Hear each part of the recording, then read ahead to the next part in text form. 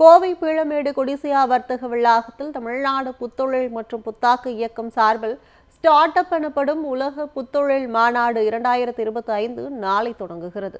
2 நாட்கள் நடைபெறும் மாநாட்டை முதலமைச்சர் மு.க.ஸ்டாலின் துவக்கி வைக்க உள்ளார். மாநாட்டிற்காக GSS என்ற செயலி உருவாக்கப்பட்டது. இந்த மாநாட்டில் 39 நாடுகளில் இருந்து 254 பங்கேற்பாளர்களும், இந்திய அளவில் முன்னணியில் உள்ள ஸ்டார்ட் அப் நிறுவனங்களும், ஒன்றிய அரசின் 10 துறைகளும், 10 மாநில அரசு துறைகளின் ஸ்டார்ட் அப் நிறுவனங்கள், தமிழ்நாட்டில் ஸ்டார்ட் அப் நிறுவனங்களுடன் இணைந்து பணியாற்றும் 15 துறைகளும் பங்கு பெற உள்ளன. மாநாட்டில் நடைபெறும் கண்காட்சியில் 750க்கும் மேற்பட்ட அரங்குகளில் ஸ்டார்ட் அப் நிறுவனங்களின் தயாரிப்புகளும், பள்ளி கல்லூரி மாணவர்களின் கண்டுபிடிப்புகளும் காட்சிப்படுத்தப்பட உள்ளது. ஸ்டார்ட் அப் நிறுவனங்களை அதிக எண்ணிக்கையில் உருவாக்கும் வகையில் செயல்படுத்தப்பட்டு வரும் டான்செட் நிதியுதவி திட்டத்தின் கீழ் கடந்த 4 ஆண்டுகளில் 212 ஸ்டார்ட் அப் நிறுவனங்களில் 79 கோடியே 49 லட்சம் ரூபாய்க்கு அரசு முதலீடு செய்துள்ளது.